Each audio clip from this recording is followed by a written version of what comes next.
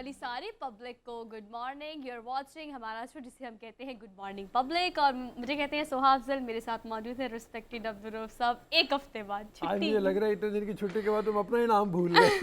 नहीं सर, मुझे अपना नाम याद था। वैसे अब सबको याद ही हो गया होगा नाम भी, तुम अपना नाम बताओ तो मैंने सबको पता होगा। सोहा अफजल, सोहा अफजल, सोहा अफजल। मेरा नाम भी सबको याद है। आप मुझे बताएं, आपने मुझे मिस किया पूरा हफ्ता। हाँ बिल्कुल, हमने बहुत मिस किया। मैं और हरमीत तकरीबन रोज याद करते रहे। पूछ लो हरमीत से, अभी चल के पूछते हैं। हेलो हरमीत, हमने कितना याद किया।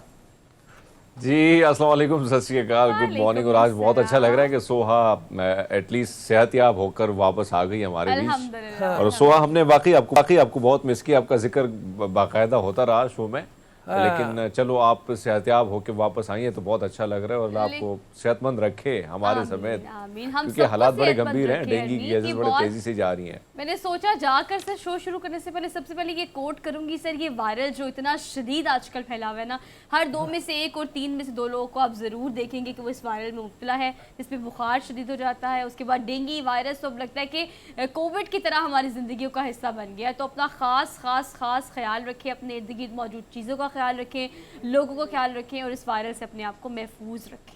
डेंगू को लोग लाइट नहीं ले रहे, लाइट ले रहे हैं, बल्कि उल्टा मैं कह गया हूँ। डेंगू को लोग लाइट ले रहे हैं। डेंगू बहुत फैला हुआ है। और कल मैं मुख्तलिफ चैनल्स पे रिपोर्ट्स देख रहा था, कराची में तो बहुत ही शिद्दत ज़्यादा, खैबर पख्तूनख्वा में बहुत से इलाकों में फैला हुआ है। तो बराए करम अपने घर के इर्द गिर्द देखें, कहीं गमलों में पानी तो नहीं है, कहीं जहाँ पे आपका घर धुलता है वहाँ पे थोड़ा सा भी पानी अगर खड़ा हो तो उसका लार्वा अफजाइश के लिए तैयार होता है, आप समझे, एक तरह का। तो डेंगू से बचें, उसके लार्वे के लिए बचने के लिए, उसके मॉस्किटो से बचने के लिए अपने घर में स्प्रे करें, चारों तरफ बाहर भी करें, और पानी मत खड़ा होने दें, ताज़ा पानी में होता है। और जहाँ भी लार्वा की अफजाइश का खतरा आपको नजर आ रहा है, वहाँ पर खास तौर पर निकासी आपको अपने घर में यकीनी बनाएं। खास तौर पर कुछ लोगों को गार्डनिंग का बड़ा शौक होता है, तो इस शौक के मॉल की वजह से आप ये ना हो कि आपकी जान खतरे में पड़ जाए, और ये बहुत ही सीरियस इन्फेक्शन होता है, आप रह जाते हैं। तो आप बहुत सारा ख्याल रखें अपना भी और अपने इर्द गिर्द लोगों का भी। प्रोग्राम का सर बाकायदा आगाज़ कर लेते हैं। एक चीज़ मैं प्रोग्राम से पहले डिस्कस करी थी और आने से पहले स्टडी भी करी थी सर, चूँकि आपको पता है कि मलिका एलिज़ाबेथ दोम की तदफीन के लिए इस वक्त लंदन में इस तरह की सूरत हाल है कि वहाँ पर बादशाहत की अगर बात की जाए, बड़ी बड़ी लीडरशिप की बात की जाए, तो सब लोग वहाँ पर मौजूद है। 500 सरबराहान मौजूद हैं, और पुराने दौर का बादशाही का निज़ाम याद आ गया है, इतना ज़्यादा। सब इकट्ठे हो जाते हैं। हाँ, मतलब यह है कि वैसे अगर देखा जाए तो वहाँ पे इंग्लैंड में ही ऐसे लोग भी हैं जो बादशाह के ख़िलाफ़ एहतजाज कर रहे हैं, और ऐसे लोग भी हैं जो कह रहे हैं कि इतने खर्चे करने की क्या ज़रूरत थी। और ऐसे लोग भी हैं सर, एक छोटी सी बात, ऐसे लोग भी हैं जो पाकिस्तानी हैं। ऐसे लोग भी, आपको पता है कि हमारे वज़ीर-ए-आज़म पाकिस्तान शहबाज शरीफ भी इस वक्त लंदन में मौजूद हैं और वो मुलाकात कर रहे हैं नवाज शरीफ साहब से। कल मैं सर एक एहतजाज की फुटेज देख रही थी, उसको कोट करना ज़रूरी है कि खुदा का खौफ खाएं। इस वक्त बादशाहत की बात की जाए, लीडरशिप की बात की जाए, बड़े बड़े लीडरान इस वक्त वहीं पर मौजूद हैं जहाँ पर कल मैंने एहतजाज की एक फुटेज देखी सर। ना सिर्फ वो PTI के, आपको पता है इस तरह के मौक़ों पर जब शहबाज शरीफ पहुँच रहे हैं मुख्तलिफ मुल्कों में, वो लंदन में मौजूद है, वहाँ पर होता है एक एहतजाज, उसके फिर जवाब पर एक और एहतजाज होता है जो कि नून लीग करती है। 8 घंटे सर एक दूसरे के सामने खड़े रहना, गालम गलोच करना, बुरे इशारे करना और पाकिस्तान को रिप्रेजेंट करना, ऐसी सूरत हाल में, जिस सूरत हाल में लीडरशिप वहाँ पर मौजूद हमें देख रही है, और हम सैलाब के लिए अपील कर रहे हैं सर से। सब ठीक है, इस तरफ भी आएंगे। सबसे पहले हम अपनी पहली खबर की तरफ आते हैं। हमने रन डाउन बाकायदा अभी थोड़ी देर में डिस्कस करना है, लेकिन यह है कि पहले मलिका एलिज़ाबेथ की आखिरी रसूमात जो हैं तारीख के बड़े तरीन इज्तिमात में से हाई कमिश्नर जो हैं इंग्लैंड के, उन्होंने कहा है कि वो होंगे, आय रसूमात अदा की जाएंगी। हमने जैसे अभी पहले जिक्र किया 500 से ज़्यादा सरबराहान मुमलिकत जो हैं वो शिरकत के लिए पहुँचे हुए हैं। हमारे शहबाज शरीफ साहब भी गए हुए हैं, जो अमेरिकन सदर है जो बाइडन, वो भी पहुँच गए हैं, और बहुत से लोग मौजूद हैं। मलिका को याद किया जाएगा। सख्त तरीन हिफाजती इक़दाम वहाँ पे हैं। फ़्लाइट्स कैंसिल की हुई हैं ताकि शोर ना हो। हीथ्रो एयरपोर्ट जो वहाँ पे करीबी है, उस पर फ़्लाइट ऑपरेशन तकरीबन बंद है, और फुल फंक्शनल है सर, और मसरूफ़ तरीन एयरपोर्ट्स में दुनिया के एक है जहाँ पर फ़्लाइट ऑपरेशन और शेड्यूल जो है वो इस वक्त ऑलमोस्ट बंद है सर। तो 70 साल इक़्तिदार था जो ख़त्म हुआ, बादशाहत का दौर ख़त्म हुआ, मलिका इंतकाल कर गई, आज से तकरीबन 10 दिन कबल, और बहुत बड़े पैमाने पे उनको मनाया गया। लोगों का ये कहना है, बहुतों का, कि जिस अंदाज में उन्होंने मलका ने अरूज देखा है, शायद वो अब से आने वाले बाद के लोगों को ना मिले। अब ये तो वक्त ही बताएगा कि किंग चार्ल्स, जो पहले प्रिंस चार्ल्स थे, उनको भी वो अरूज मिलता है या नहीं मिलता। लेकिन हरमीत भी बड़े शौक से देख रहे हैं, गौर से देख रहे हैं। हरमीत कुछ याद करेंगे? बड़ा इज्तिमा है हरमीत, ये तारीख जी का। बिल्कुल। हाँ रोज साहब, आपकी बात दुरुस्त है कि एक ऐसा उरूज का दौर वाकई में हमने बहुत सारा पढ़ा भी है, देखा भी है, बहुत से बादशाह के हवाले से जो बरतानिया पे उन्होंने राज किया है। लेकिन वाकई में इस दौर में अगर देखा जाए तो बहुत कुछ देखा, और बहुत कुछ देखने के साथ साथ उनके जो मुख्तलिफ दौरे थे और मुख्तलिफ दौरों के साथ साथ वो मकबूलियत भी उनकी बहुत ज़्यादा थी। कहीं ना कहीं अगर देखा जाए, कहीं ना कहीं ख़बरों में भी वो गर्दिश करती रही, कहीं ना कहीं सख्तपन का मुजाहरा भी उनकी जानिब से किया जाता रहा। लेकिन वो हमेशा, जो बरतानवी अखबार हैं या दीगर मीडिया, उनमें वो हमेशा उनके हवाले से ख़बरें जो हैं वो गर्दिश करती रहीं। और वाकई में एक बहुत बड़ा जो है ज़ाहिरी बात है कि ऐसी मौत जब आती है तो आपने जिस तरह बात की कि मुख्तलिफ सरबराहान मुख्तलिफ ममालिक के, 500 ममालिक के, बहुत बड़ा ट्रिब्यूट जो है उनको पेश किया जा रहा है। तो मेरे ख्याल में तमाम तरह इंतज़ामात जो हैं वो बिल्कुल किए गए। और हेथ्रो एयरपोर्ट की अगर बात की जाए, वाकई में बहुत बिजी एयरपोर्ट है वहाँ का, और कहीं जो है वो प्लेन जो है वहाँ की लैंडिंग होती है, कहाँ से बहुत सारे फ्लाई करते हैं, तो वो शोर शराबर ना हो, तो इसलिए उसको भी, तमाम तर चीज़ों को भी कैंसिल किया गया है। और इंतज़ामात की अगर बात की जाए तो कमाल के इंतज़ामात हैं, देखने में भी बड़े ज़ाहिर बात है कि शाही के हवाले से जो प्रोटोकॉल है वो एक डिफरेंट भी होता है, मुख्तलिफ़ किस्म का हमने माजी में भी देखा है। लेडी डियाना की जब मौत हुई थी तब भी ऐसा वाक़या हमने देखा था, तब भी एक डिफरेंट किस्म का प्रोटोकॉल उनको दिया गया था, और आज हम देखेंगे कि एक नई किस्म का प्रोटोकॉल जो है उनको दिया जाएगा। ठीक है, हम चलते हैं अगली खबर की तरफ। ये हरमीत ही ज़्यादा तफसील में बताएंगे इसके बारे में। भारत की खालिस्तान रेफरेंडम रखवाने की सारी कोशिशें नाकाम हो गई। कनाडा में रेफरेंडम हुआ है और 1 लाख से ज़ायद सिख हजरात जो हैं उन्होंने और ख़वातीन ने वोट डाला टोरंटो में खालिस्तान रेफरेंडम के लिए। पूरी दुनिया में ये रेफरेंडम चल रहा है और इसकी बुनियाद क्या है ये हरमीत ज़्यादा तफसील में जानते हैं। हरमीत।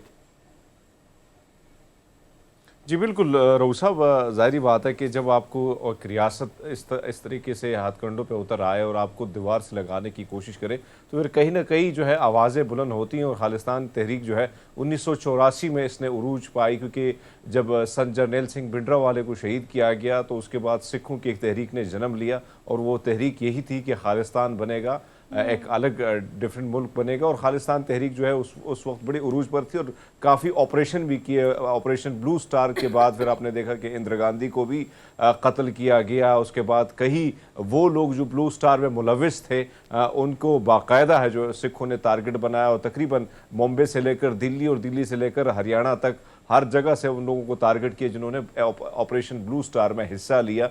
तो ये एक मुनज़्ज़म तरीके से ये एक तहरीक थी, और उसके बाद फिर इसमें बहुत सारे ख़ासकर जो हिंदुस्तान में लीडर थे उनको गिरफ़्तार किया गया।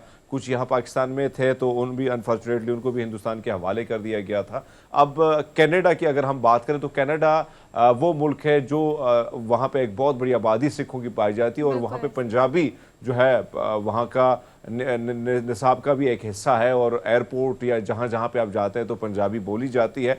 तो सिखों की एक बहुत बड़ी तादाद है, और यही वजह है जब कैनेडियन पीएम जब हिंदुस्तान आए थे तो उसको वो प्रोटोकॉल नहीं दिया गया था मोदी की जानिब से, दीगर जिस तरह दीगर प्राइम मिनिस्टर या सदूर को दिया जाता है। वो वजह भी यही थी कि वो भी खालिस्तान के हामी हैं, और इसके साथ साथ बहुत सारे लीडर्स जो हैं, वाइस प्रेसिडेंट जो है, वाइस पीएम जो हैं कनाडा के, वो भी सरदार है, सरदार जगमीत सिंह।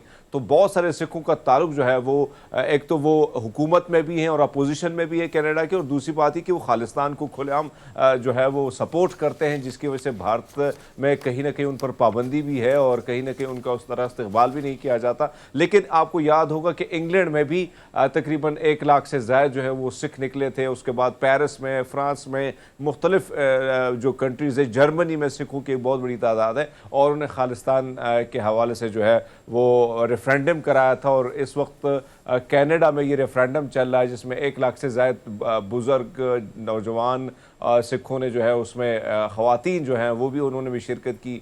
और ये तहरीक जो है कहीं ना कहीं बैनुल-अक़वामी सतह पर इसको बड़ा उजागर किया जा रहा है, कोशिश की जा रही है कि तहरीक इंसान, ये जो तहरीक खालिस्तान है इसको उसी तरह मरने ना दिया जाए, इस तरह कोशिश की जाए, इसको दबाने की कोशिश की जा रही है हिंदुस्तान में। लेकिन कहीं ना कहीं आज भी इसको हिंदुस्तान में इसकी जड़ें उसी तरह मजबूत हैं।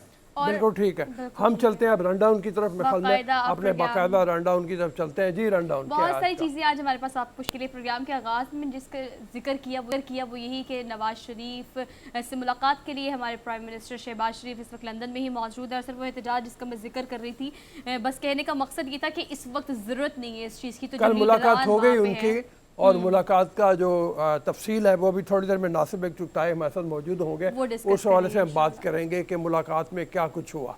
लेकिन वहाँ पर मौजूद लीडरान को चाहिए कि एक अच्छा और ज़बरदस्त इमेज पोर्ट्रे करें, खासतौर पर लंदन में इस वक्त जो सूरत हाल है उसको कीप इन माइंड रखते हुए। तो आज के प्रोग्राम में हम top of the story political perspective से इस चीज़ को डिस्कस करेंगे आपके साथ। इसके अलावा आपकी मुलाकात कराएंगे एक मोहम्मद हुसनैन से जिन्होंने अपनी सारी ज़िंदगी पेट्स को, ख़ासतौर पर अगर पेट्स से हम बात करें परिंदों की, तो उनको पालने में, पोसने में, प्यार करने में वक्फ कर दी है। तो प्रोग्राम में लाइटर नोट पे हम आपको आज ये इनकी लाइफ की स्टोरी भी बताएंगे, किस तरह से इनको इतनी मोहब्बत है परिंदों से, कितने इकसाम के परिंदे इनके पास मौजूद हैं।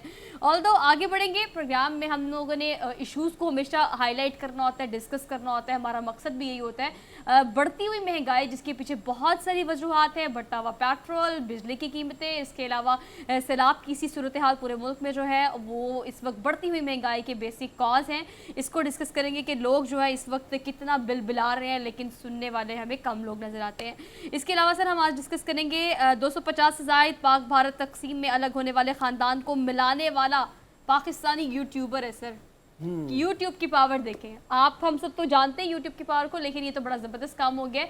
आपकी मुलाकात कराएंगे और स्टोरी डिटेल में आपसे शेयर करेंगे आज के रन डाउन में।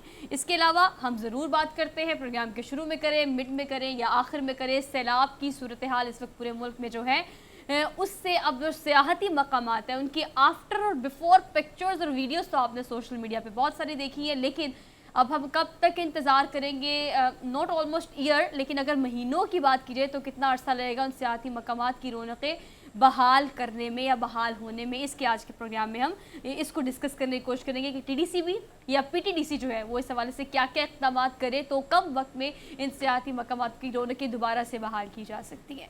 और सर आज चलते हैं अपने डेली डोज की तरफ। मंडे डे आपसे हम शेयर करेंगे। सबसे पहला डेली डोज ये है जिसे पढ़कर मुझे बहुत खुशी हुई, और ये आई थिंक हरमीत ने हमसे ये खबर शेयर की थी हमारे पूरे ग्रुप में, जिसमें हम मुख्तलिफ अच्छी नौयत की मज़ेदार सी इंटरेस्टिंग सी खबरें ढूंढ के लेके आते हैं। जम्मू कश्मीर से सर इन खातून का ताल्लुक है, 3 माशाल्लाह बच्चों की ये माँ है, लेकिन मैट्रिक में इन्होंने किया है टॉप, और टॉप इसमें किया है रियाजी में। हाँ, बहुत हैरत की बात है। सबरीना खालिक इनका नाम है। सबरीना इनका नाम है, सबरीना खालिक नाम है। सबसे बड़ी बेटी 8 साल की है सर। हाँ, और उन्होंने ये बताया, एक तो इनकी कम उम्री की शादी है, इन्होंने ये बताया कि 9वीं जमात के बाद 2012 में इनकी शादी हो गई थी और उस वक्त इनको पढ़ाई छोड़नी पड़ी थी, लेकिन ये जब भी इनको फुर्सत मिलती थी ये पढ़ती रहती थी। ये इल्म से, तालीम से इनका शौक़ है जिसने इनको ये मर्तबा दिलाया। और वो कहती है बहुत मुश्किल काम था छोटे बच्चों के साथ पढ़ाई करना, लेकिन सुबह के वक्त में जब बच्चे स्कूल जाते होंगे तब इन्होंने अपनी पढ़ाई जारी रखी है। और यूट्यूब जिसकी पावर की तो बात कह रही हो, यस सर, हाँ, यूट्यूब की मदद से। और नंबर्स देखिए सर, 500 में से 467, 450 से ज़्यादा नंबर लिए। और मैं तो सब्जेक्ट्स जो पढ़ रही है मैडम उस पर हैरान होगी, मैथमेटिक्स सर, साइंस और सोशल साइंसेस सबसे मुश्किल काम है, टफ किस्म का सब्जेक्ट है अगर देखा जाए तो। मज़े का भी है रहू साहब, लेकिन मुश्किल भी है। लेकिन ये बहुत बड़ी बात है उन ख़वातीन के लिए, मशलेरा वो बनी है जो ख़वातीन कहती हैं कि भैया बच्चे हैं, काम है, बहुत कुछ है, लेकिन बहुत सारे ख़वातीन का शौक़ भी होता है, लेकिन वो आगे इसलिए नहीं बढ़ती कि बच्चों को भी टाइम देना पड़ता है। लेकिन इस खातून ने तो कमाल कर दिया, सब कुछ होने के बावजूद उन्होंने टॉप पोजीशन ले ली है। तो खबर बड़ी इंटरेस्टिंग है और मज़े की है कि भाई कुछ भी हो सकता है, किसी भी एज में, किसी भी वक्त कुछ भी हो सकता है अगर इंसान चाहे तो। कुछ भी किया जा सकता है। बिल्कुल हरमीत की जो बात सही है कि आप हिम्मत अगर करें तो किसी भी उम्र में कुछ भी किया जा सकता है।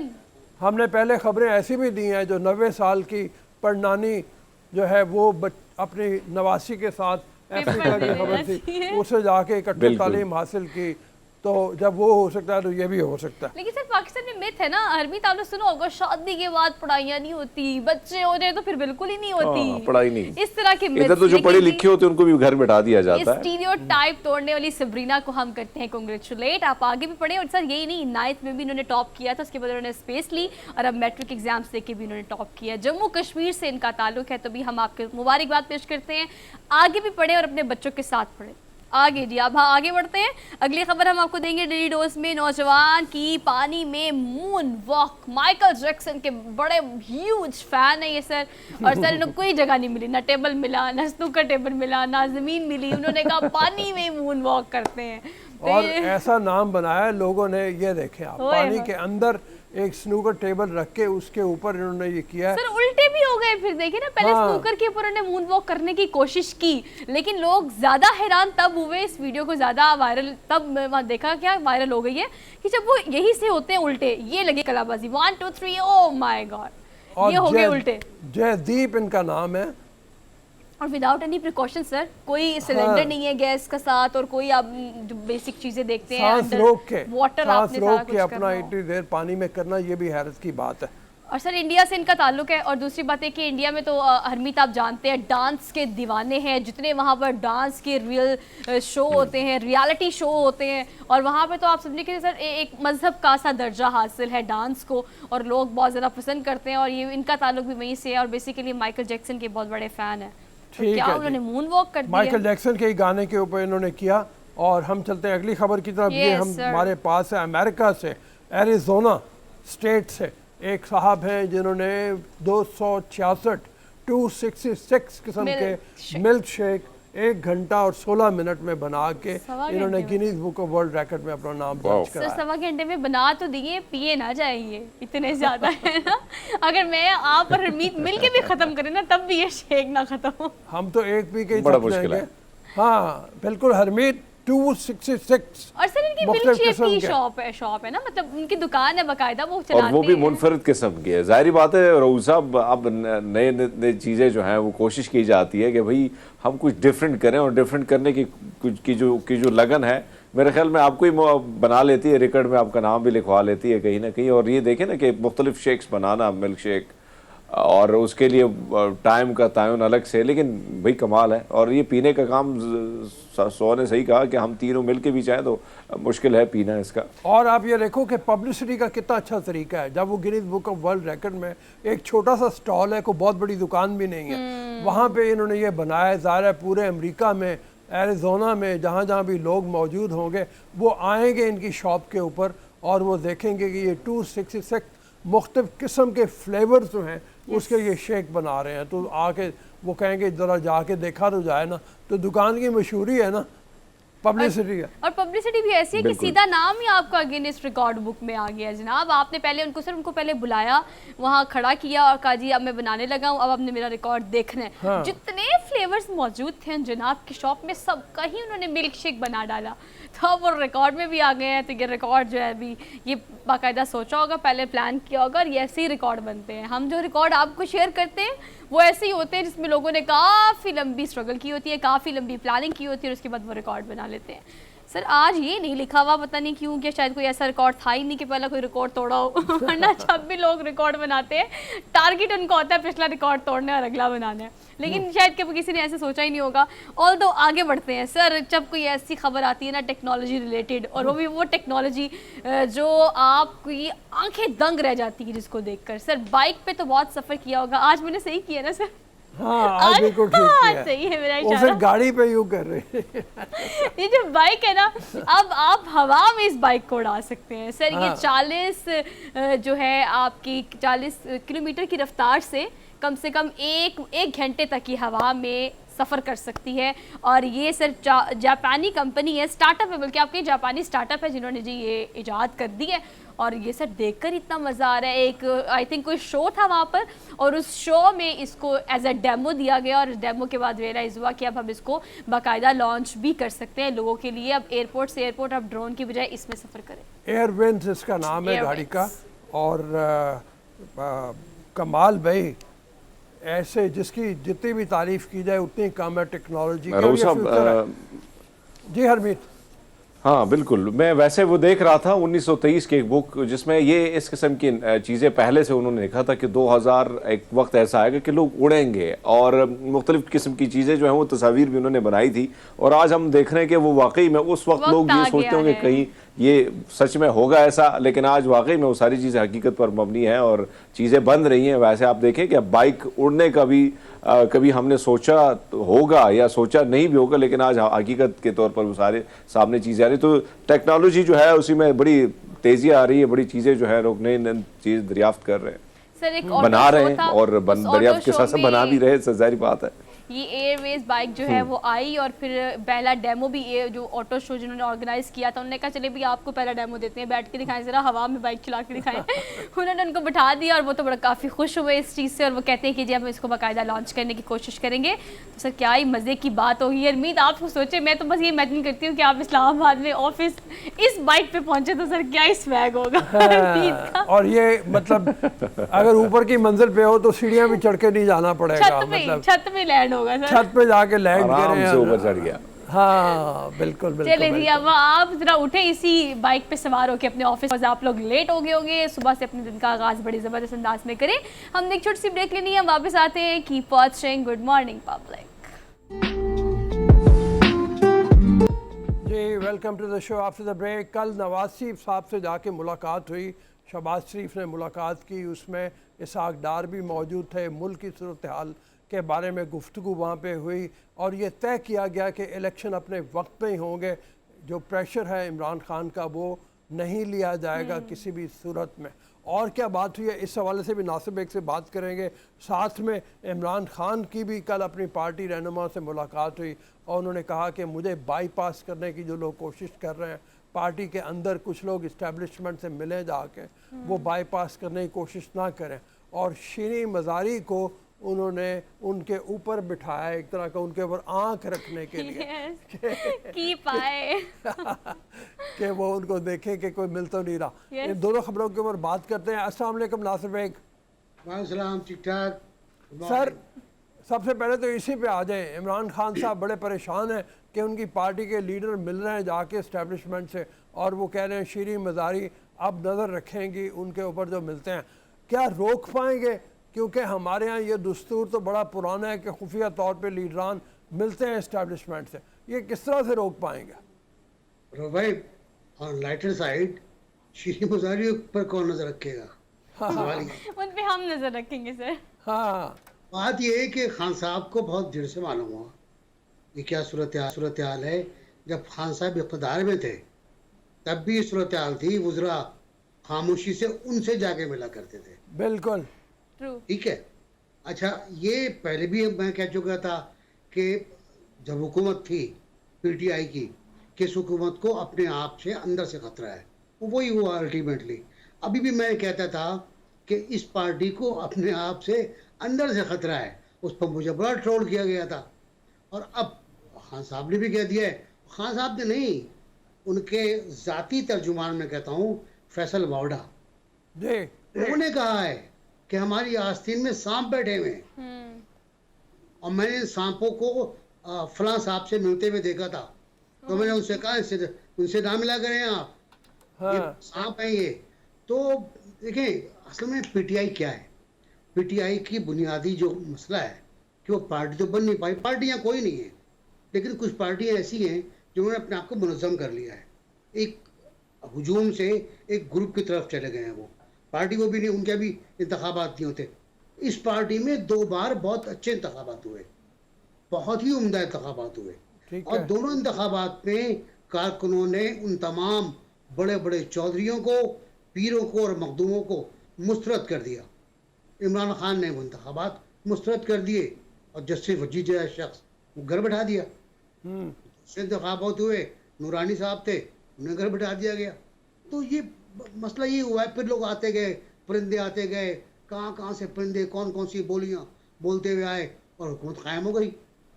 हुकूमत फिर चली गई क्योंकि परिंदे उड़ गए, परिंदों ने घोंसले छोड़ दिए। तो यही सूरत हाल है और आज भी सूरत हाल यही है कि इमरान खान का वफादार कौन है, इसका इल्म सिवाय चंद लोगों किसी को नहीं है, और चंद ही लोग वफादार होंगे।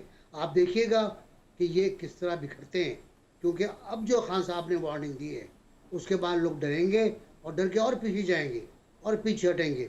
आज फवाद चौधरी साहब ने जो हरकत की, कोर्ट चले गए इस्लामाबाद हाई कोर्ट के सिंध इलेक्शन कमीशन का जो मेंबर है उसकी तानीयाती गलत है। अरे वकील हो यार, आपको मालूम होना चाहिए कि जुडिशियल है, ये आईनी ओहदा है, इसको इस्लामाबाद हाई कोर्ट सुन सकती नहीं। और वही हुआ 5 मिनट के अंदर अंदर।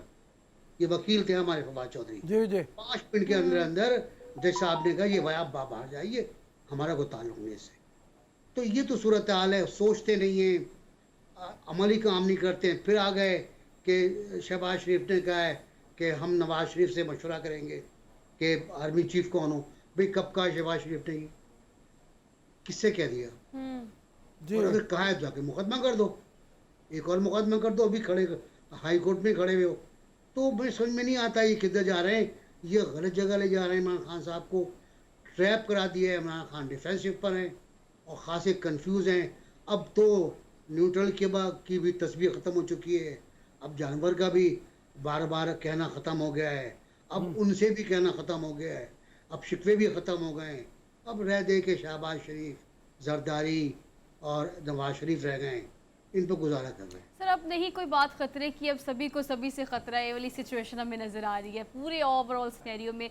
लेकिन आप नैरेटिव की बात कर रहे हैं, हमेशा जो भी नैरेटिव बिल्ड किया है अगर हम देखें इमरान खान साहब ने, तो वो हमेशा हिट हुआ है। लोगों को इमोशनली मेंटली वो उन्हें मैनिपुलेट करना आता है। अब नैरेटिव क्या हो सकता है जिससे अगर इलेक्शन अभी नहीं होते लेटर ऑन भी होते हैं तो कोई नैरेटिव बिल्ड करके वो दोबारा से चीज़ों को मजीद बेहतर कर सकते हैं, पार्टी को मजबूत कर सकते हैं, या पिछले नैरेटिव जो थे उसको डिनाई किया जा सकता है? अब ऐसा कौन सा नैरेटिव हो सकता है? इमरान खान साहब के लिए अब एक तरीका वाहिद है कि वो इंतखाबात की तैयारी करें। अच्छा जो अपने वक्त पे होंगे,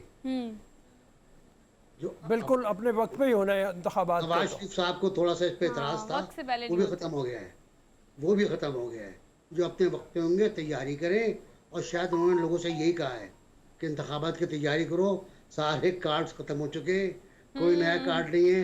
मदाखलत और साजिश से हमने शुरू किया था, वो फिजल आउट हो गया। अमेरिका हमारा दोस्त है, पहले अमेरिका साम्राज्य था, वो हमारा यार है, उस पर हमारी जान निसार है। अब ये सूरत हाल बनने वाली है। आपने CIA के एजेंट को बुलाकर उसको अपनी लॉबिंग के लिए कह दिया है, वो लॉबिंग करेंगे। वहाँ मुजाहरे शुरू हो गए हैं।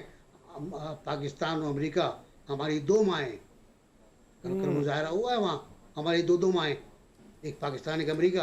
तो PTI का मुजाहरा था वो भी है। तो अब मेरा ख्याल है और कोई कार्ड ऐसा नहीं है।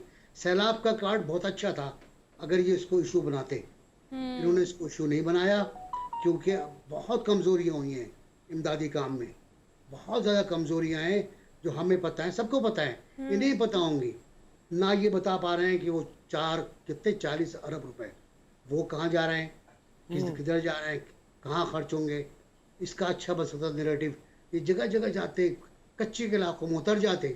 स्पोर्ट्समैन है यार, क्या हुआ, कच्चे के इलाके में चले जाते, जहाँ दलदल है, बच्चे को उठा के बाहर निकाल लाते। क्या ऑप्टिक्स बनते साहब, नहीं बना पाए। सही बात है नहीं बना पाए। तो मौके ज़ाय किए, बहुत मौके ज़ाय किए, और मौके ज़ाय किए अब भी। अच्छा नासिर बेग साहब, जो कल मुलाकात हुई है उसमें शहबाज शरीफ और नवाज शरीफ और दीगर जो पार्टी उसका भी इत्तेफाक हुआ है कि भाई इलेक्शन अपने टाइम पे होंगे। ऐसे में इमरान खान साहब की जनिब से भी जो है वो अभी 2 हफ्ते का टाइम दिया गया है कि कहीं ना कहीं लॉन्ग मार्च या जो लाहौर से वो निकला जाएगा, और कल मुशावरत भी इस पर हुई है, पार्टी के लोग भी बैठे थे।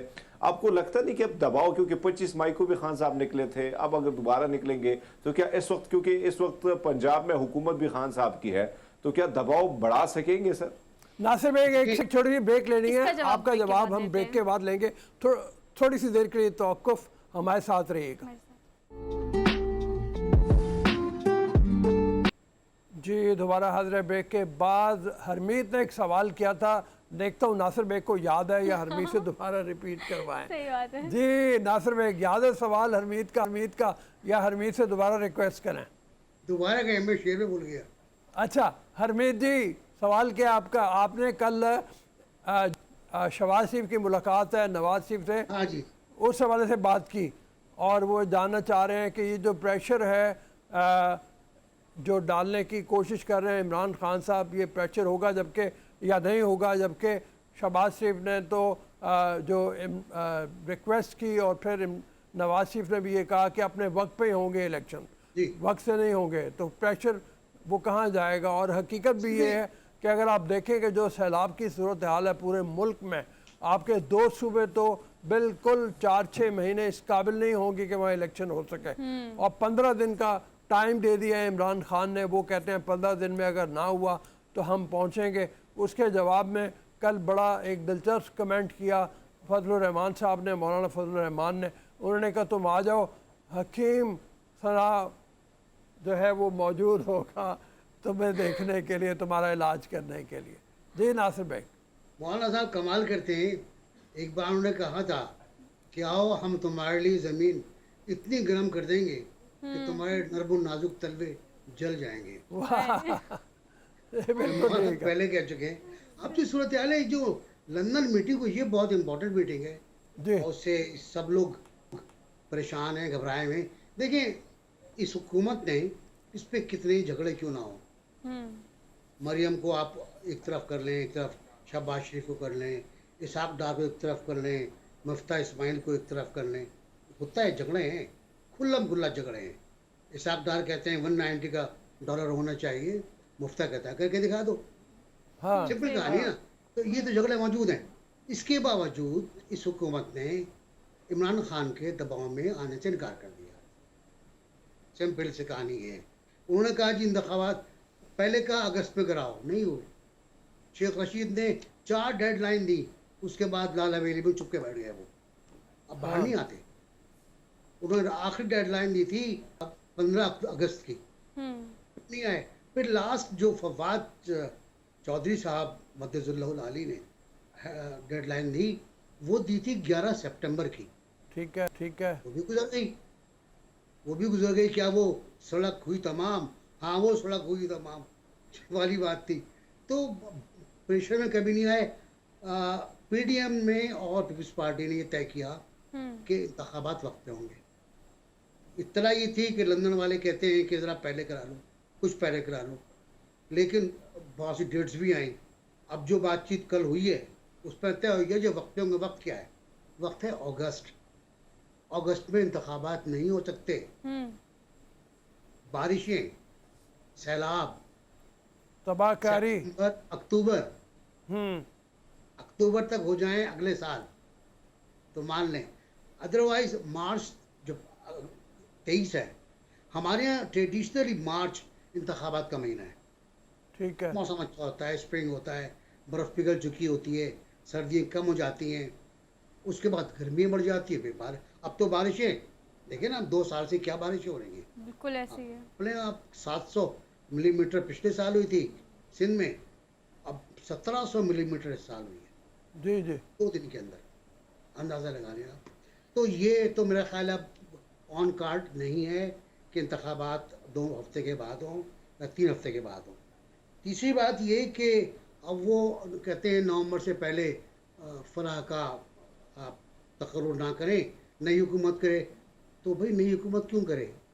जो हुकूमत मौजूद है, जो आइन में लिखा हुआ है, वो तो यही है ना। आज जैसे मिदुल्ला ने सीधी सीधी बात की है कि जो आइन में लिखा है हम वो देखते हैं। थैंक यू नासिर बेग चुगताई, बहुत शुक्रिया आपके साथ होने का। बिल्कुल आपने जैसे कहा कि जो आर्मी चीफ का नाम का ऐलान है वो मौजूदा हुकूमत करे या नई हुकूमत करे। नई हुकूमत क्यों करे भाई?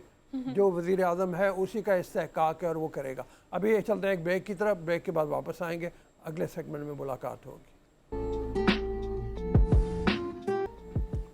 जी दोबारा हाजिर ब्रेक के बाद। मुल्क में महंगाई की एक ताज़ा लहर ऐसी खौफनाक है जिसने हर चीज़ के मामले में लोगों को इंतहाई परेशान कर दिया। गंदम को अगर देखा जाए तो गंदम की कीमत इतनी ज़्यादा बढ़ गई है। हमारे यहाँ जो लाहौर में देखा जाए, पिंडी में देखा जाए, इस्लामाबाद में देखा जाए, यहाँ पे गंदम की कीमत इस वक्त बढ़ के 3600 रुपये फ़ी 40 किलोग्राम तक पहुँच गई है, जिसकी वजह से आटा बेपना महंगा हो गया। 15 किलो आटे का बैग इस वक्त आपको जिस नर्ख पे मिल रहा है वो तारीख़ में इससे पहले कभी नहीं मिला। ये रुख किस तरफ को जाएगा, जबकि ऐसे में सैलाबों की वजह से सूरत हाल बहुत ख़राब है।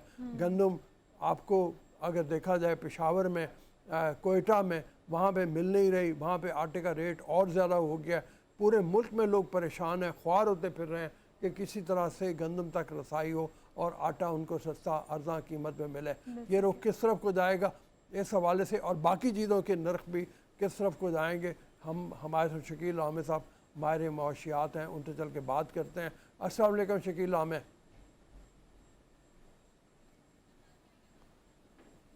शकील आमिर साहब, आपको आवाज़ आ रही है? नहीं, हम कोशिश कर रहे हैं उनसे रब्ता हमारा हो जाए। सप्लाई की जो चेन है, इस हवाले से अगर हम देखें ओवरऑल तो सिचुएशन इस वक्त ऐसी है कि यकीनन तमाम चीज़ें सस्ती होनी चाहिए, ख़ासतौर पर उन इलाकों के लिए जहाँ पर खड़ी फसलें तबाह हुई हैं और जो सैलाबज़दा इलाके हैं वहाँ के लिए इमदाद तो आ रही है। लेकिन सर अगर शहरों की बात की जाए तो यहाँ पर भी मौजूद लोग जो है, जो मैक्सिमम लोग गुर्बत की लकीर से नीचे ज़िंदगी गुजार रहे हैं, उनके लिए अब 2 वक्त की रोटी भी मुश्किल हो गई है। आप आटे की बात कर रहे हैं, आटे के थैले की बात कर रहे हैं, अगर हम बाकी चीज़ों की बात करें या हम रोटी की बात कर ले सर, हम नान की बात कर ले, तंदूर मालिकान के अपने स्टैंड्स हैं, वो उस पर बाज़िद है कि हमें आटा महंगा मिलेगा तो हम महंगी ही रोटी देंगे। तो ये सिचुएशन जो है वो आम शहरी के लिए भी बद से बदतर होती जा रही है। अरमीत, आप इस हवाले से क्या समझते हैं कि हमने बहुत खबरें दी हैं कि सब्जियों के नर्ख इतने ज़्यादा महंगे हो गए हैं, इतने ज़्यादा ऊपर जाते हुए दिखाई दे रहे हैं, उसके बाद फिर आप देखें ओवरऑल हर चीज़ डायरेक्टली और इनडायरेक्टली मुतासिर हो रही है, तो महंगाई बढ़ती चली जा रही है, पीक पे जा रही है, अपनी तारीख की बुलंद तरीन सतह पर जा रही है गंदम की कीमत। बिल्कुल आपकी बात दुरुस्त है। एक तो सैलाब की तबाहकारियों की अगर मैं बात करूं तो उसकी वजह से भी जो सब्जियां पाकिस्तान में उगनी थी, जो फसलें हैं वो तबाह हो चुकी हैं। बहुत बड़े बड़े बागात जो हैं वो तबाह हो चुके हैं। कल मैं कुछ वीडियोज़ देख रहा था बलूचिस्तान के हवाले से, तो वहाँ पे जो, क्योंकि कोयटा का सेब बहुत ज़्यादा मशहूर है, दीगर चीज़ें भी बड़ी ज़्यादा जो है वो सप्लाई मंडियों तक उसकी रसाई है, तो वो भी हम देख रहे थे कि वहाँ पे बहुत ज़्यादा नुकसानात हुए हैं। तो एक तो ये चीज़ है। दूसरी चीज़ हम देख रहे हैं कि वाकई में चेक एंड बैलेंस तो बिल्कुल ना होने के बराबर है। अगर एक चीज़ की प्राइस बढ़ जाती है और अगर मार्केट में कम भी हो जाए तो हम देखते हैं कि हम मार्केट में उसको कम करना कोई मुश्किल काम नहीं होता है, लेकिन इंतज़ामिया जो है वो उस तरह काम नहीं कर रही है। साथ साथ आपकी बात दुरुस्त है कि आटे का थैला 1600 तक पहुंच चुका है इस वक्त। अगर आप देखें कि चीनी, फिर उसके बाद प्याज, टमाटर, आलू, ये वो चीज़ें, ये बेसिक चीज़ है जो आम आदमी की पहुंच से दूर हो चुकी हैं। यकीन माने कि अब लोग जो हैं, हम तो बैठे बैठे ये बात तो कर रहे हैं, लेकिन बहुत सारे ऐसे लोग हैं जो अब 2-3 टाइम का जो खाना है वो एक टाइम ही खा के गुजारा करके सो जाते हैं। बहुत सारे ऐसे लोग जो रूखी सूखी खा के 2 दिनों की जो पुरानी रोटी होती है उससे गुजारा कर लेते हैं। इस किस्म के हालात अब हमारे देहात में हैं, हमारे उन इलाकों में है। खासकर सैलाब की, अगर सैलाब ज़दगान की अगर बात करें तो वहाँ तो है ही हैं, लेकिन वो इलाके जो सैलाब से बचे हुए हैं वहाँ पर भी गुर्बत जो है वो तेज़ी से बढ़ रही है। और जिस तरह पेट्रोल की प्राइस आलमी मार्केट में कम होती जा रही है, लेकिन पाकिस्तान में हम देखते हैं कि यहाँ वो मगरमच्छ के आंसू बहाने के लिए मिफ्ता इस्माइल आ जाते हैं, लेकिन हकीकत ये वही हुकूमत है जो बड़े बड़े दावे कर रही थी जब ये अपोजिशन में थे कि हम आएंगे तो पता नहीं क्या होगा, क्या नहीं मुल्क को ऐसा बना देंगे। आज बेड़ा गर्क कर दिए सब चीज़ों का। आप देखें डॉलर की प्राइस देखें, फिर दीगर चीज़ों की बात अगर हम करें, इंतज़ामिया जो है, ख़ासकर मैं उस पर भी आऊँगा कि मार्केट में जिस तरीके से चीज़ें होनी चाहिए थी उसी तरह नहीं। आपने रोटी नान की बात की तो तंदूर वाले भी उनका अपना मौक़िफ़ है कि भाई गैस महंगा हो गया है, ज़ाहिर बात है बहुत ज़्यादा महंगा हो गया। फिर आटे की जो बोरी है वो महंगी हो गई है। अच्छा, दूसरी बात यह है कि अगर वो 50 ग्राम या 45 ग्राम की रोटी है उसमें भी उन्होंने बड़ा वो उसमें रखा होता है, उसमें भी बहुत ज़्यादा कटौती कर लेते हैं। तो इस किस्म की चीज़ें तो आम हैं, इस पर भी होना चाहिए कि भाई महंगाई तो है, इसमें कोई शक नहीं है, लेकिन हुकूमत किस तरफ जा रही है, हुकूमत क्या कर रही है, क्या इक़दाम कर रही है, चाहे वो सूबाई हो या वफाक हो, दोनों तरफ हमें कोई रिजल्ट जो है वो नज़र नहीं आ रहा है। जी शकील रामे साहब हमारे साथ मौजूद है, राब्ता हमारा बहाल हो गया। रामे साहब ये फरमाइए, ये जो महंगाई की अब लहर है और गंदम के जो ख़ास तौर पर नर्ख हमें मिल रहे हैं, क्या ये इसी तरह रहने हैं? आने वाले दिनों में हमें इंपोर्ट करना पड़ेगी गंदम? उसकी वजह यह है कि हमारी अपनी गंदम तो तकरीबन ख़त्म हुई है, बुआई बहुत मुश्किल लग रहा है कि सिंध में तो ख़ास तौर पे हो पाएगी। इस हवाले से फरमाइए।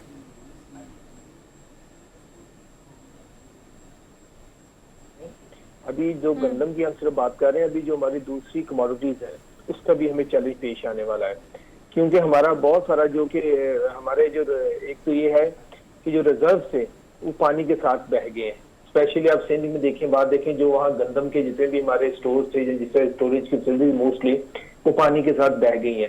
फिर हम सऊदर पंजाब की बात कर लें, और ये जो दूसरे इलाकों की बात कर ले, नंबर 1 गंदम, नंबर 2 फिर जो अभी नेक्स्ट सीजन की जो हमारे अभी क्रॉप्स लगी हुई थी उनके पे इम्पैक्ट होगा, उसका जो हमें अभी देखना पड़ेगा कि उसका इम्पैक्ट किस हाल तक जाता है। तीसरी चीज जो कि हमारे एनिमल्स की एक बहुत ज्यादा तादाद जो कि मर चुकी है इस वक्त, कहते हैं 1 मिलियन जो कि हमारे जानवर मर चुके हैं।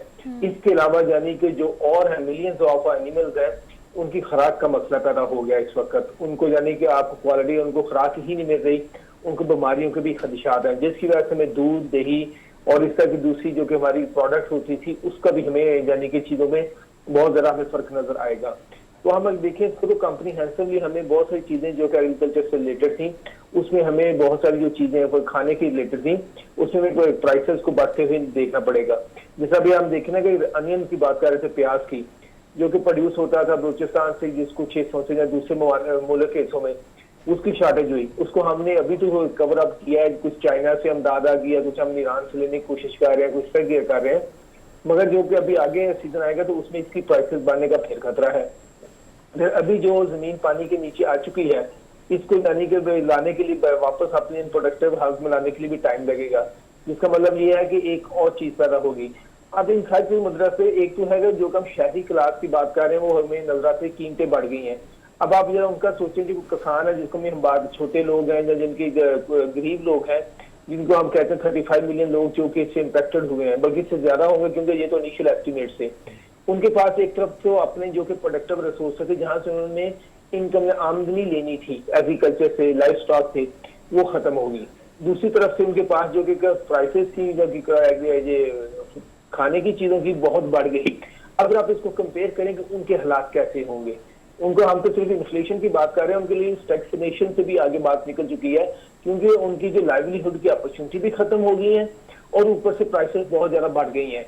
तीसरी जो चीज होगी जब हमें आपने बात कर रहे थे राउत साहब की हमें इंपोर्ट करनी पड़ेगी, एक तो ये है कि हमारे पास जो रिजर्व है यानी कि डॉलर के बहुत कम है, हम तो पहले लोगों से मांग रहे हैं, मतलब आज हम जो खुशियां मना रहे थे कि सऊदी अरब से हमें रोल ओवर मिल गया 3 बिलियन का।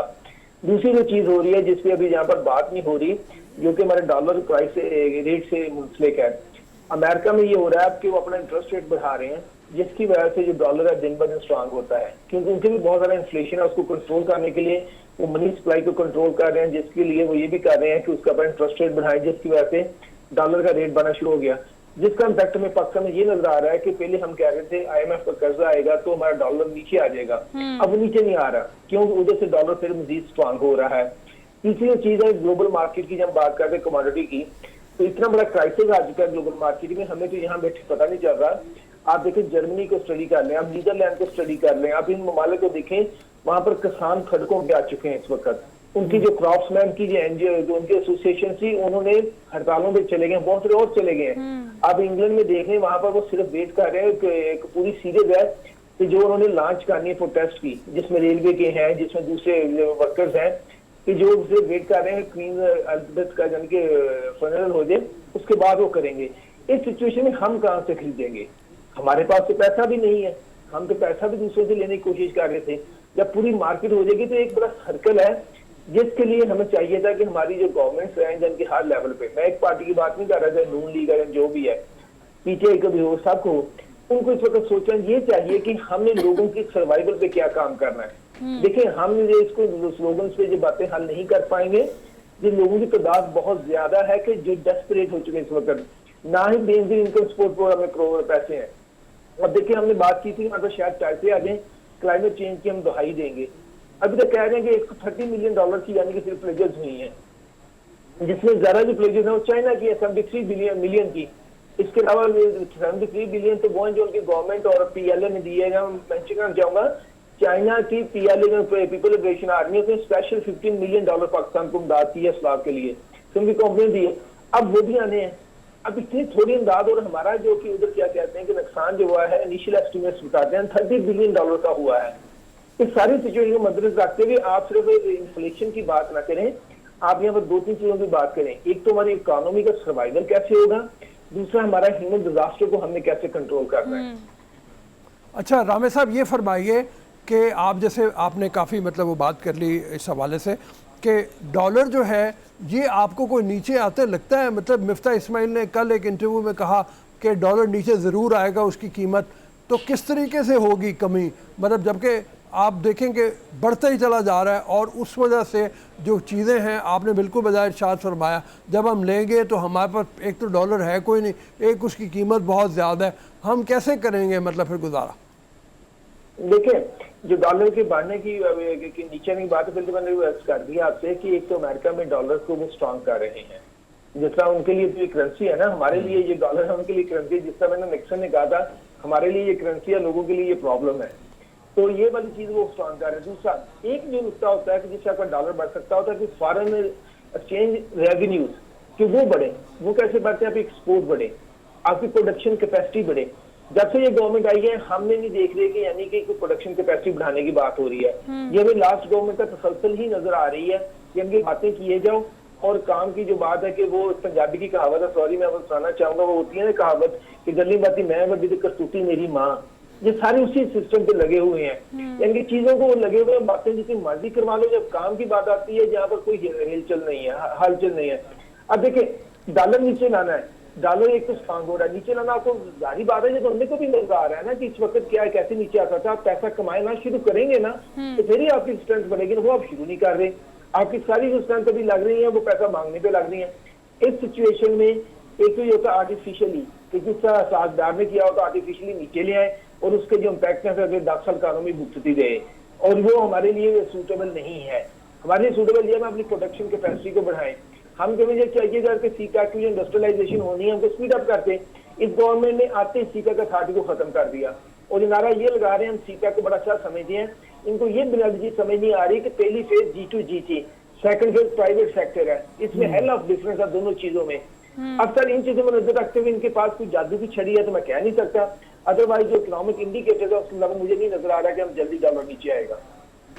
जी हरमीत। जी जी, अच्छा सर, जिस तरह आप फरमा रहे हैं कि डॉलर की कीमत जो है वो कम नहीं होती जाएगी, और अगर हम देखें रिजर्व की बात की जाए, या जिस तरह कल सऊदी अरब ने 3 अरब डॉलर का जो वो कर्जा था 1 साल के रूप में मौखर कर दिया गया। तमाम तर प्रोग्राम को, अगर IMF के प्रोग्राम को देखें, इन सारी चीज़ों को देखने के बाद आपको क्या लगता है कि एक तो तरफ जो फसलें थी हमारी तबाह हो चुकी हैं, सारे मुल्क में जो चीज़ें थी, अब आप सिचुएशन आपके सामने है, क्या कोई लगता है कि कोई रिलीफ जो है आवाम तक पहुँच जाएगा आने वाले दिनों में? क्योंकि हम देख रहे हैं कि महंगाई तो बढ़ती जा रही, चीज़ें जो है आम आदमी की पहुंच से और दूर होती चली जा रही है। तो क्या कोई ऐसी कोई नजर आपको कोई चीज आ रही है कि जिससे कुछ खुशी की जो खबर है? क्योंकि हमने हमेशा दुख की खबर ही शेयर की है, कोई बुरी खबर ही शेयर की आगे आगे। देखिए खुशी की खबरें बहुत ज्यादा हैं अगर हम उसको मटेरियलाइज करें। जैसे हम अभी बात की थी, हम CPEC में कभी प्रेसिडेंट शी जिनपिंग ने जो बात की है वो हमारे लिए बड़ा एक ओपन मैसेज है कि हालात कुछ भी हो हम आपके साथ खड़े हैं, किस तरह की दुनिया की शेप बन जाए हम आपके साथ खड़े हैं। अब इसका मतलब ये है कि वो खड़े हैं, हम कहाँ खड़े, मसला ये आता है आपको कोई दूसरा बंदा अपॉर्चुनिटी दे सकता है, उसको कैपिटलाइज करना तो आपकी बात पे है ना। अब आपको यानी कि देखिए अगर हम कैपिटलाइज करते तो हम पिछले 2-3 साल में कम से कम $30-35 की इन्वेस्टमेंट चाइना से ला सकते थे। हम नहीं देखे हैं, क्यों? हमारा हम बातें बहुत कर रहे हैं, हमारा ईज ऑफ डूइंग बिजनेस वहीं का वहीं खड़ा हुआ है, हमने उसको एक रत्ती बार नहीं हेल्प दे। हम कहते हैं आप इस तरह हमारी टर्म एंड कंडीशन पे खेलो। भाई आपको जो इन्वेस्टमेंट आती है ना वो उसकी भी टर्म एंड कंडीशन होती है ग्लोबली। कभी दिन बात करेंगे तो मैं बताऊंगा कि चाइना और इंडिया का मुकाबला करके देख लें। इंडिया ने चाइना से पहले स्पेशल इकोनॉमिक जोन बनाने शुरू किए थे और चाइना ने बाद में। अब देखिए चाइना की इकोनॉमी कहाँ खड़ी है, इंडिया की कहाँ खड़ी है, कोई कंपेरिजन है दोनों इकोनॉमीज में। हमें लर्न करने की जरूरत है। एक चीज, दूसरा जो आपने सौदे की बात की रोल ओवर है, ये हम खर्च तो सकते नहीं है, पड़े रहेंगे, हमारी स्ट्रेंथ नजर आएगी। इससे चाइना ने 4.5 बिलियन का दिया है, इससे IMF की बात करें 1.6 बिलियन। अब जो हमारी जरूरत है वो बहुत ज्यादा है। हमें जो नेक्स्ट ईयर क्या कहता है ऑलमोस्ट $39 बिलियन चाहिए थे डेट सर्विसिंग के लिए, उसकी जाने के कर्जे वापस करने के लिए, सूद वापस करने के लिए, और तो एडिशन डाले उस पर 30 बिलियन का कि जो भी नुकसान हुआ हमारे इंफ्रास्ट्रक्चर का। अब देखिए इसमें बात यह है कि गवर्नमेंट की तरफ से हम बात करते हैं ना तो उनको नजर आना चाहिए, उनका कोई आपको कंप्रोमाइज नजर नहीं आता है। वो जो मुश्किल फैसला कहते हैं वो वाम के लिए होता है। आप देखेंगे आप इतनी बड़ी कैबिनेट बना लें, आप इतना बड़ा प्रोटोकॉल ले लें, आप सारा कुछ ले लें और आंसू बहाएं जी मुझे दुख होता है कि वो वाम के लिए होता है।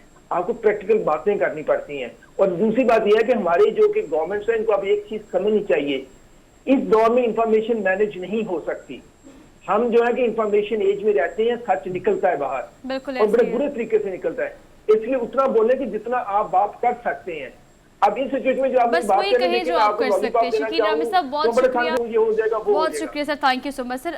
इस सारी अप्रोच में ना एक चीज़ कॉमन है कि अगर इतने सारे मसाइल हैं तो उसके वसाइल भी वहीं पर मौजूद है, बशर्ते कि आप उसको अच्छे तरीके से यूटिलाइज करके कोई ऐसी स्ट्रैटेजी लॉन्च करें कि हम सबको इस क्राइसिस से निकाला जाए। मुश्किल फैसले एक बात बिल्कुल दुरुस्त है कि वो आवाम के लिए होते हैं, हुक्मरानों के लिए नहीं होते। खैर हमने एक ब्रेक लेनी है छोटी सी, हम वापस आते हैं, आप देखते रहिए good morning public. Welcome back after the break. तो प्रोग्राम के आगाज़ में बल्कि रोज़ाना की ज़िंदगी में सर हम 100 दफ़ा नहीं 1000 दफ़ा बात करते हैं कि सोशल मीडिया की इतनी पावर है, इतना इन्फ्लुएंस है कि हर घर में आप देखें, हर घर में एक एक यूट्यूबर तो आजकल मौजूद है। लेकिन इस यूट्यूब और सोशल मीडिया के इन प्लेटफॉर्म से ऐसा प्रोडक्टिव काम करना जिसमें ख़ानदान के ख़ानदान जो इतने सालों से अलग है वो मिल जाए तो फिर क्या ही बात है। काम तो ये हुआ ना जी। आपकी मुलाकात कराते हैं नासिर ढिल्लू साहब से। 250 से ज़ायद सर अगर देखा जाए तो पाक भारत तकसीम में अलग होने वाले ख़ानदानों को यूट्यूब के ज़रिए इन्होंने मिला दिया।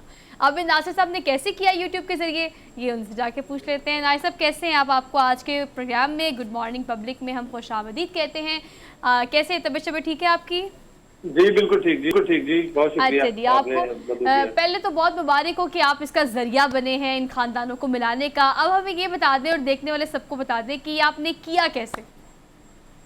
ये देखें कि 2016 में हमने स्टार्ट किया था, मैं मेरा दोस्त है ननकाना साहब से भूपेंद्र सिंह लवली जी। तो कुछ देर में बातें थी अपने बड़ों से सुनी हुई थी कि किस तरह हम उधर से इधर आए, तो किस तरह हमारे दादाजी अक्सर बताया करते थे, वो मेरे साथ वाले गाँव वाले दोस्त थे तो उनका जिक्र अक्सर होता था। दिन में कुछ बातें थी लेकिन वो कुछ इस तरह भी था कि वो हमें लगता था कि वो दुश्मन है, तो दादाजी बताते हैं हमारे दोस्त थे।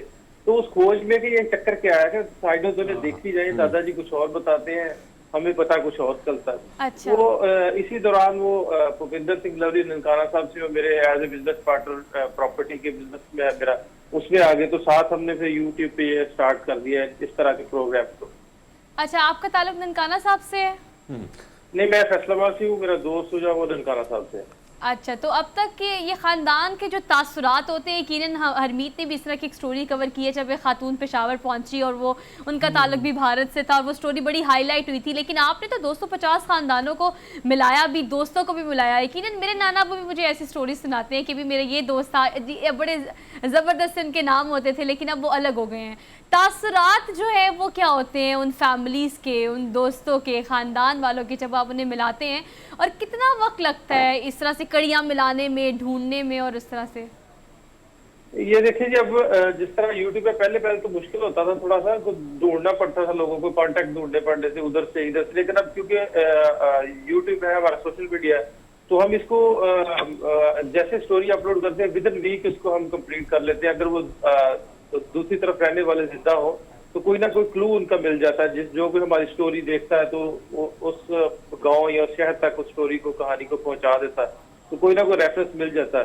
फिर हम वो सेकंड करते हैं कि उनकी एक वर्चुअल उनकी मीटिंग करवाते हैं। फिर थर्ड हमारे पास ऑप्शन होता है कि उनको करतारपुर साहब कॉरिडोर में उनकी मुलाकात करवा दी जाए, क्योंकि वीजा वगैरह का इशू तो प्रॉब्लम तो रहता है, या अगर वो अब्रॉड में हो तो उनको वीजा मिलना आसान हो जाता है, तो वो इधर पाकिस्तान आ जाते हैं। तो इस तरह करके हमने, अगर इन पर्सन कहें तो हम 100 के करीब जो है उनको हमने इन पर्सन मिलवाया। एक वर्चुअल हमारी कोई 150-200 स्टोरीज जो है वर्चुअल हमने उनकी मीटिंग करवाई है। अगर ओवरऑल देखा जाए तो हमने पार्टीशन बेस पे 800 के करीब कहानियां की है। तो जिन लोगों का मुझे भी नहीं पता तो सारे लोग एक दूसरे से किसी न किसी तरह रिकनेक्ट हो गए। वाह भी वाह जी। हरमीत अच्छा, नासिर ढिल्लू साहब, आपके काम की जितनी भी तारीफ की जाए कम है, क्योंकि हम आपको देखते रहते हैं। आपके और भूपेंद्र लवली सिंह को दोनों बहुत ज़बरदस्त किस्म का काम कर रहे हैं, अप्रिशिएट करना चाहिए ऐसे कामों को।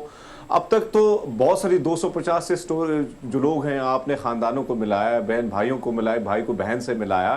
तो ये जो सिलसिला है, अब आप, जाहिर बात है आपका यूट्यूब चैनल बहुत ज़्यादा फेमस है, अब किन आपको लगता नहीं अब किस किस्म के राब्ते आपसे होते हैं, और राब्तों के साथ साथ आपको लगता है कि बहुत सारे लोग जो है वो मुंतज़िर हैं वीज़ों के लिए, तो उसमें भी कुछ रिलैक्सेशन होनी चाहिए? अगर ये रिलैक्सेशन होगी तो ये जो मेल मिलाप है इसका सिलसिला बढ़ सकता है?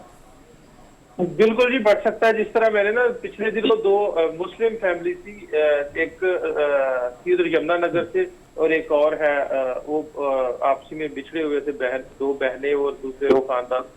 उनका करवाया था, फिर हमने ना उनका वर्चुअल तो उनकी खरीद करवा दी मुलाकात। तो हमने ना सोचा पहले इनकी ना करतारपुर साहब करवाते, फिर उन्होंने पासपोर्ट सारी फैमिलीज के बनाए साइड वालों ने। लेकिन अनफॉर्चुनेटली मुझे पहली दफा ये पता चला कि उन्होंने करतारपुर साहब की भी उनकी रिजेक्ट कर दिया, उनकी बुकिंग रिजेक्ट कर दी दोनों फैमिलीज की। तो ये मुश्किलात तो है, वीजा की तो पहले मुश्किलात थी। मुझे लगता था कि करतारपुर आने से तो कोई नहीं रोक सकेगा उनको, लेकिन उन्होंने उनका भी रिजेक्ट कर दिया। पता नहीं अब क्या इशू बना। ये जो इस तरफ से जाना चाहते होंगे कहीं, उनके भी वीज़े इसी तरह से मुश्किल में है? वे देखें जी, जो इंडिया साइड से आते हैं उनके लिए तो फिर भी कुछ ना कुछ है रिलैक्सेशन। अगर जो पाकिस्तान से जाना चाहे तो उनके लिए बहुत मुश्किल है, बहुत ज्यादा हार्ड है।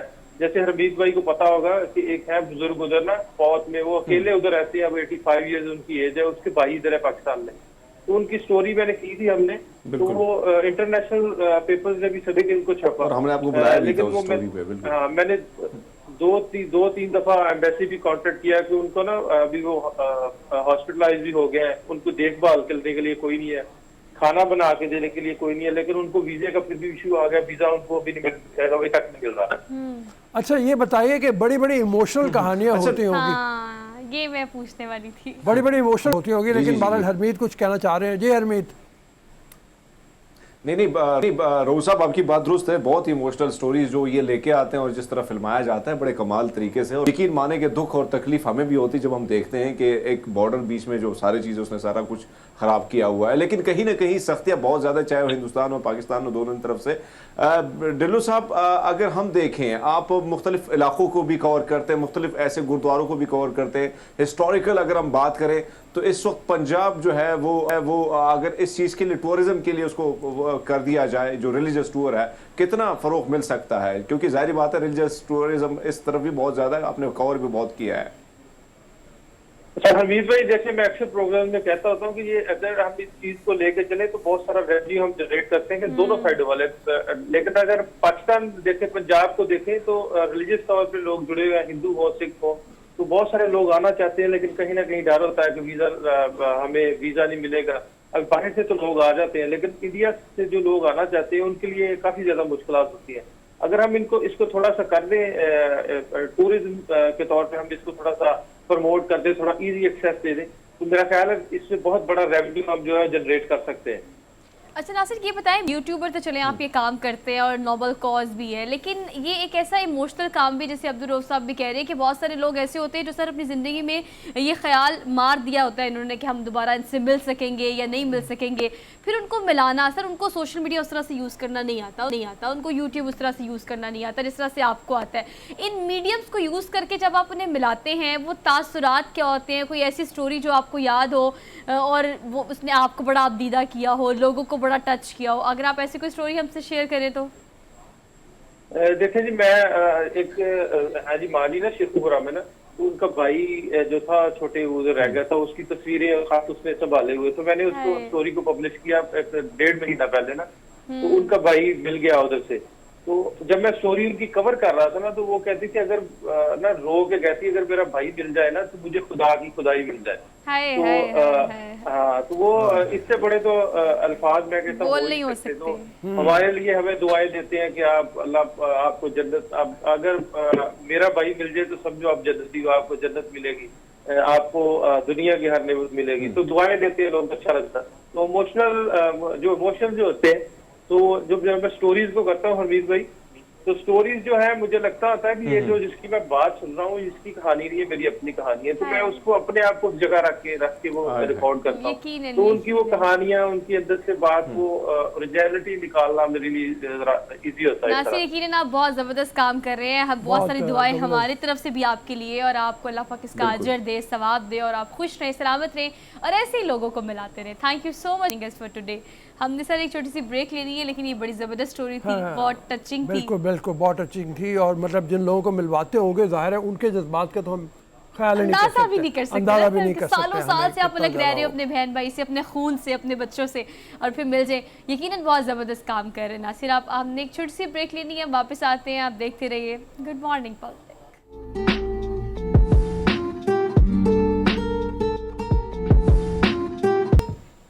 जी, welcome to the show after the break. सैलाब की वजह से सियासी शोबा भी बुरी तरह मुतासर हुआ है। लोगों ने ज़ाहिर है कि उन मकामात पे एक तो जाने से अब वो इनकारी हैं, दूसरी तरफ ये हुआ कि उन इलाकों से जो बहुत से लोग मरी की तरफ आते थे उसमें भी बहुत ज़्यादा फ़र्क पड़ा है। इस हवाले से नौशाबा हमारे साथ मौजूद हैं, टूर गाइड हैं, इनसे चल के बात करते हैं। अस्सलाम वालेकुम जी।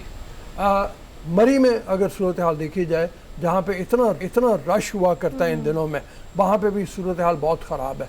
लोग आ नहीं रहे, क्या डरे हुए हैं, या मतलब ये है कि पेशावर से या कालाम थे या उन इलाकों की तरफ जो लोग जाते थे, वहीं से उस तरफ से जो लोग आते थे इधर, उनमें भी बहुत कमी हुई है। सिंध की तरफ से भी बहुत से लोग आया करते थे, उसमें भी बहुत कमी हुई है। तो कहाँ पे आपको ज़्यादा फ़र्क लग रहा है? जी, एक्चुअली मेन रीज़न तो वही है कि लोग डर गए हैं, क्योंकि आप ये देखें कि नुकसान बहुत ज़्यादा हुआ है इस फ्लड की वजह से। अगर हम सिंध से स्टार्ट करें तो वहाँ पे हमारी सबसे इम्पॉर्टेंट जो सियाती एक जगह थी, वो मोहनजोदड़ो का एरिया है, वो हमारी हेरिटेज बहुत इम्पॉर्टेंट है, वो 5000 साल पुरानी है और वो बुरी तरह मुतासिर हुई है। बल्कि अभी सुनने में आ रहा है कि यूनेस्को वाले शायद उसका नाम भी अपनी लिस्ट में से खारिज कर दें। और हालांकि इंटरेस्टिंग चीज़ ये है कि वो 5000 साल पुरानी जो हेरिटेज है, वहाँ पे वाटर चैनल्स का सिस्टम इतना ज़बरदस्त था कि सैलाब का जितना पानी आया है वो हमारे इन सिस्टम्स की निस्बत बेहतर तरीके से ड्रेन आउट हुआ है। अच्छा। लेकिन वहाँ पे जो मेन स्टूपा है उसे काफ़ी वो डैमेज हुआ है, उसे काफ़ी नुकसान हुआ है। तो एक तो लोग उस सारी चीज़ से डरे हुए हैं, सिंध वाली साइड पे ओवरऑल भी नुकसान हुआ है। फिर जब हम इधर आ जाते हैं सवात की तरफ, KPK की तरफ, तो यहाँ पे बहुत नुकसान हुआ है। लोग इसलिए डरे हुए हैं कि यहाँ पे मेन जो साइट्स थी, टूरिस्ट की अट्रैक्शन थी, वो मदन और बहरीन वगैरह, वो बुरी तरह मुतासिर हुए हैं क्योंकि वो रिवर साइड पे थे।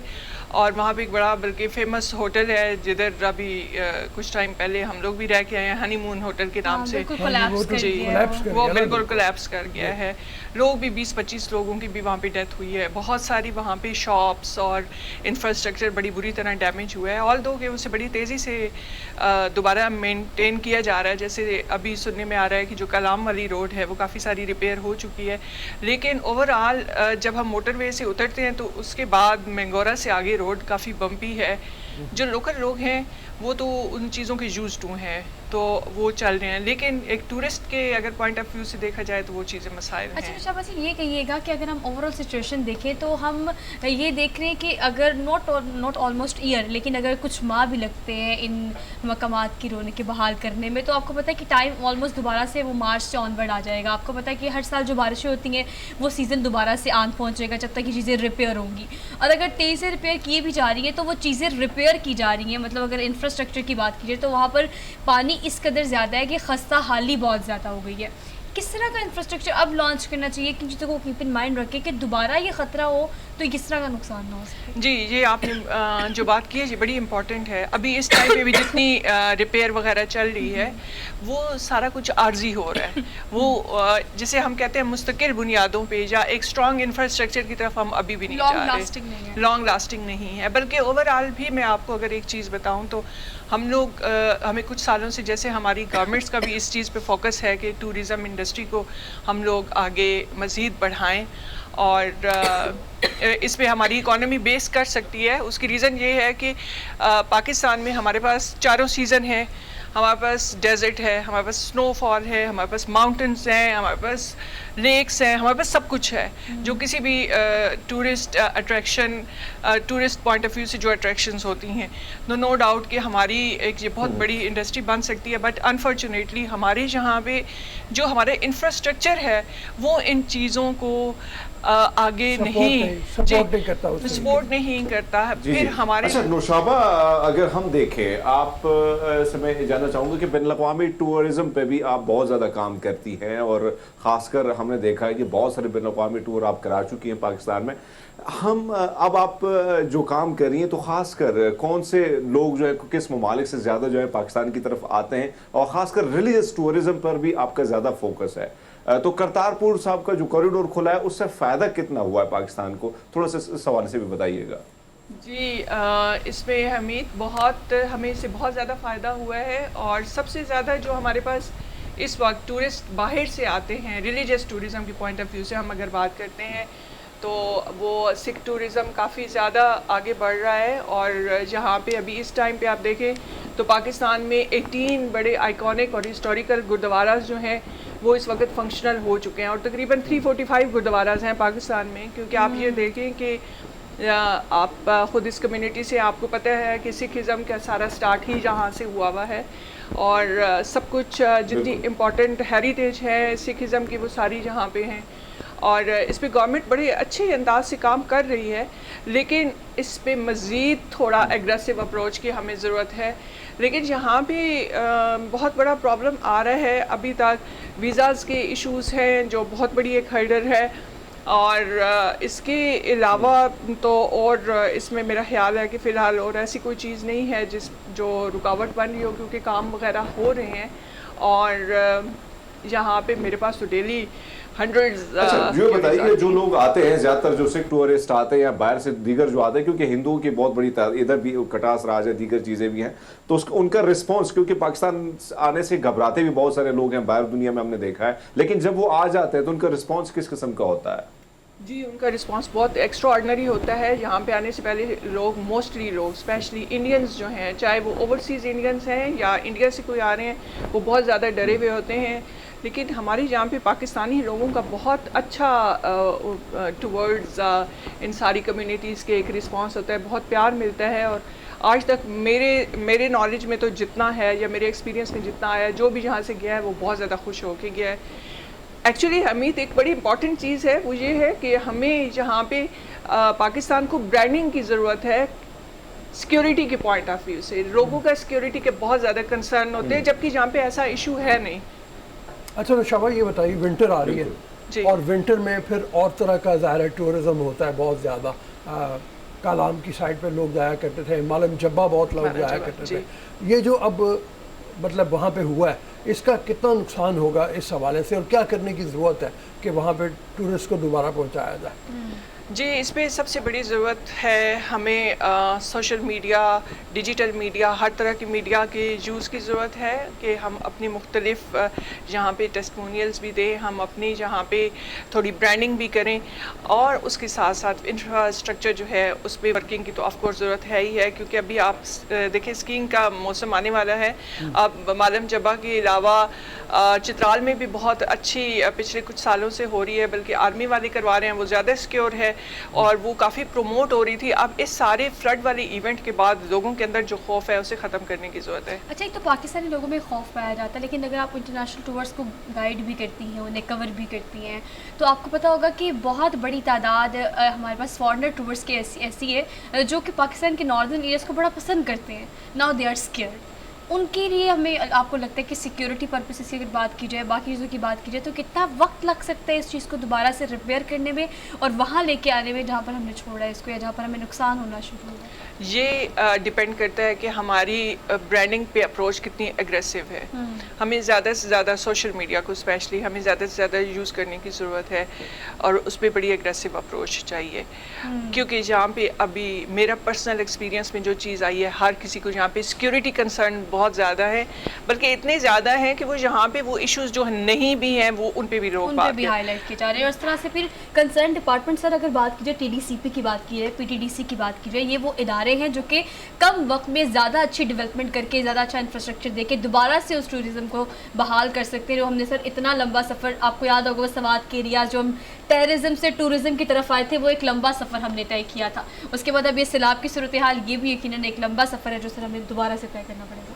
जी बिल्कुल ठीक है, मेरे ख्याल छुट्टी लें अब हमने लेनी है क्लोजिंग, और हमारा we are done with the show for today. Nishava, thank you so much for being here, बड़ी अच्छी आपसे डिस्कशन रही। और इसके अलावा भी कोई ऐसे टॉपिक्स जो आप चाहते हैं कि हम शो में शामिल करें, you can tag us on social media. इंशाल्लाह आपसे मुलाकात होगी कल। अपना बहुत सारा ख्याल रखिएगा। अल्लाह हाफ़िज़।